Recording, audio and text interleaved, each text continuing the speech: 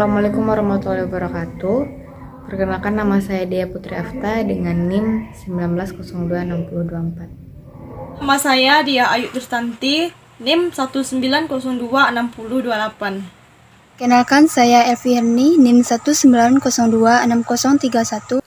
Saya Dea Rama Aulia dengan NIM 19026023. Saya Dina Genovis Wajriah dengan NIM 19026029. Kami dari kelompok 6 akan menjelaskan JRA dari beberapa arsip yang ada di Kementerian Energi dan SDM Indonesia. Organisasi Kementerian Energi Sumber Daya dan Mineral. Yang pertama, Menteri Energi Sumber Daya dan Mineral yaitu Arifin Tasrif. Kemudian terdapat Inspektur dan Sekretaris. Inspektur Jenderal yaitu Profesor Dr. Ahmad Sahroza SE Mafis. Kemudian Sekretaris Jenderal yaitu Dr. Insinyur Ego Sahrial MSc. Kemudian terdapat 4 staf ahli. Staf ahli yang pertama, staf ahli bidang perencanaan strategis, yaitu Insinyur Yudo Dwinanda Priyoadi MS. Yang kedua, staf ahli bidang investasi dan pengembangan infrastruktur. Yang ketiga, staf ahli bidang ekonomi sumber daya alam, yaitu DRS Sampel Purba M.com. Yang keempat, staf ahli bidang lingkungan hidup dan tata ruang, yaitu Dr. Insinyur Saleh Abdurrahman MSc. Kemudian terdapat pembagian 4 direktur jenderal. Yang pertama, Direktur Jenderal Minyak dan Gas Bumi oleh Profesor Insinyur Tutuka Areji MSc PhD IPU. Yang kedua, Direktur Jenderal Ketenaga Listrikan, yaitu Insinyur Rida Mulyana MSc. Yang ketiga yaitu Direktur Jenderal Mineral dan Batubara, yaitu Ridwan Jamaluddin. Selanjutnya, Direktur Jenderal Energi Baru, Terbarukan dan Konservasi Energi, yaitu Insinyur Dadan Kusdiana MSc. Kepala Badan Geologi, yaitu Eka Budi Lelono. Selanjutnya, PLT Kepala Badan Penelitian dan Pengembangan ESDM, yaitu Dr. Insinyur Dadan Kudiana MSc. Selanjutnya, Kepala Badan Pengembangan Sumber Daya Manusia ESDM, yaitu Prahoro Yulijanto Nujahya PhD. Selanjutnya, terdapat Kepala Pusat dan Teknologi Informasi, yaitu Insinyur Agus Cahyono Adi MT. Dan yang terakhir, Kepala Pusat Pengelolaan Barang Milik Negara, yaitu Ibu Erika Retnowati AK MSI.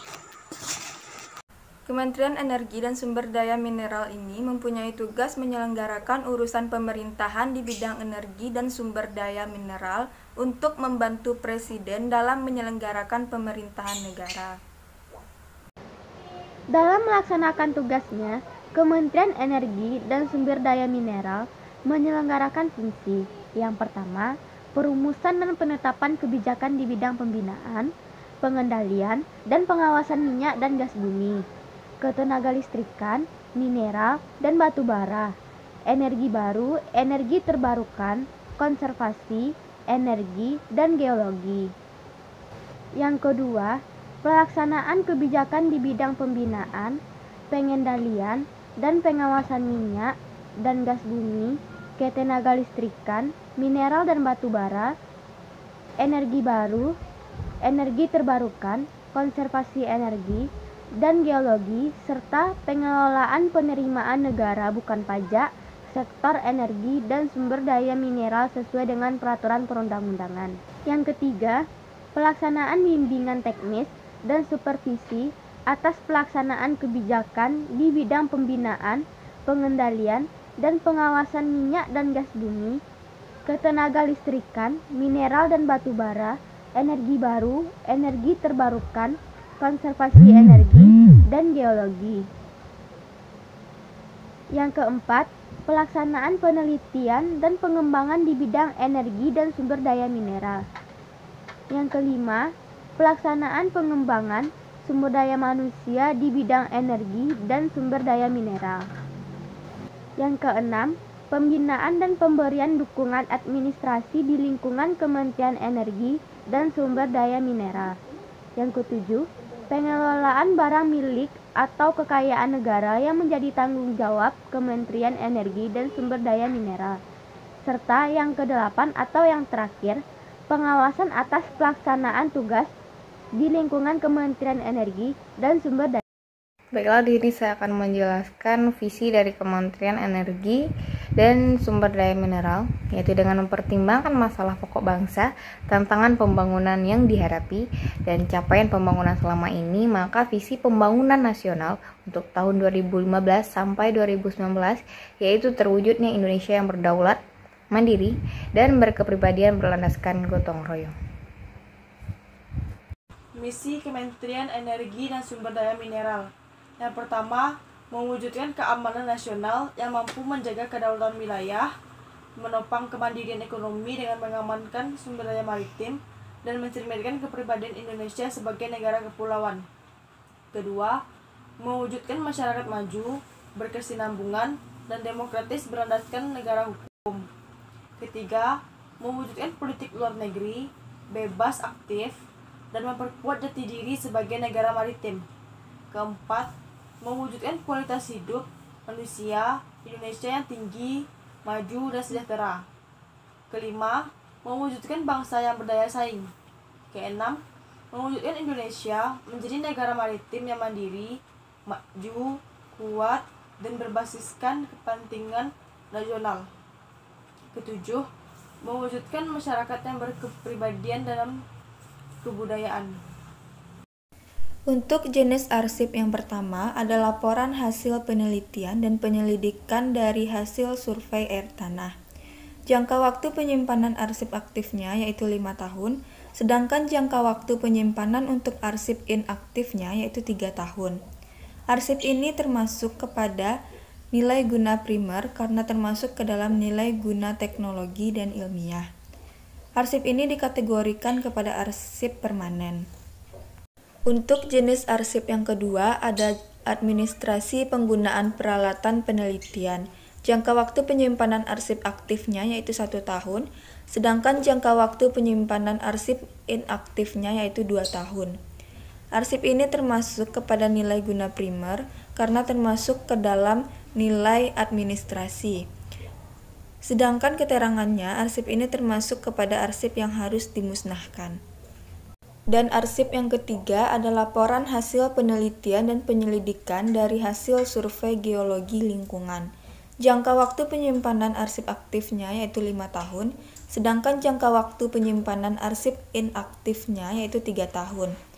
Arsip ini nilai gunanya termasuk ke dalam primer, karena termasuk ke dalam nilai guna ilmiah dan teknologi. Untuk keterangannya, arsip ini termasuk kepada golongan arsip permanen.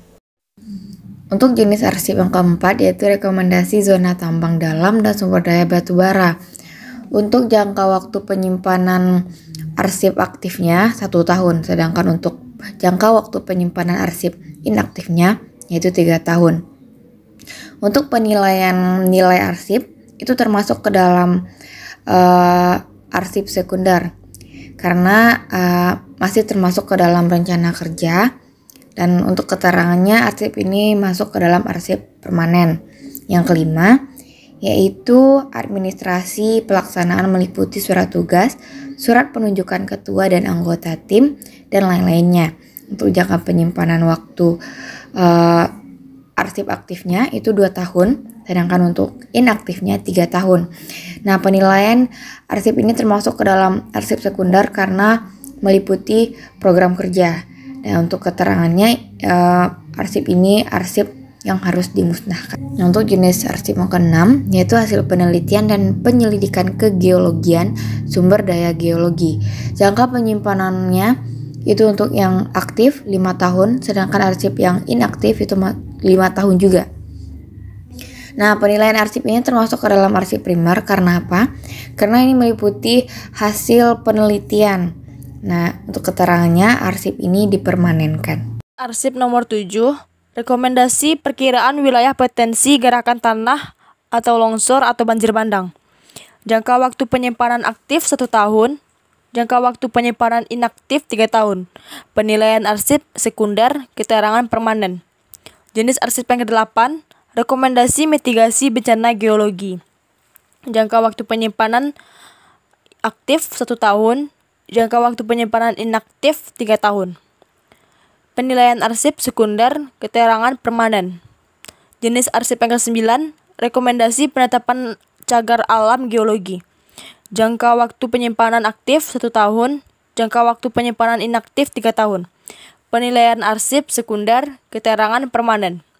Dari ketiga arsip tersebut, termasuk kepada arsip bernilai guna sekunder, karena arsip tersebut didasarkan kepada kegunaan arsip bagi kepentingan skala luas, yang mencakup instansi penciptanya atau lembaga lainnya dan kepentingan umum. Jenis arsip, rekomendasi penyelidikan geologi, teknik untuk 4 pembuangan akhir sampah industri. Jangka waktu penyimpanan atau retensi arsip. Jika arsip ini aktif, maka waktu penyimpanannya 1 tahun. Tetapi jika arsip ini tergolong inaktif, maka penyimpanannya 3 tahun. Arsip ini tergolong kepada arsip permanen. Nilai guna yang terkandung pada arsip ini nilai guna sekunder. Lalu jenis arsip selanjutnya yaitu rekomendasi penentuan dan kriteria kelayakan geologi lingkungan untuk kelayakan penambangan. Jangka waktu penyimpanan arsip ini jika aktif 1 tahun, tetapi jika inaktif 3 tahun. Arsip ini tergolong kepada arsip permanen. Nilai guna yang terkandung pada arsip ini nilai guna sekunder.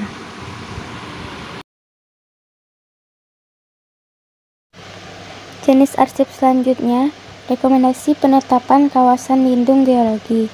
Jangka penyimpanan atau retensi arsip ini jika aktif 1 tahun, sedangkan jika arsip ini inaktif 3 tahun. Arsip ini tergolong ke dalam arsip permanen. Nilai guna arsip ini yaitu nilai guna sekunder.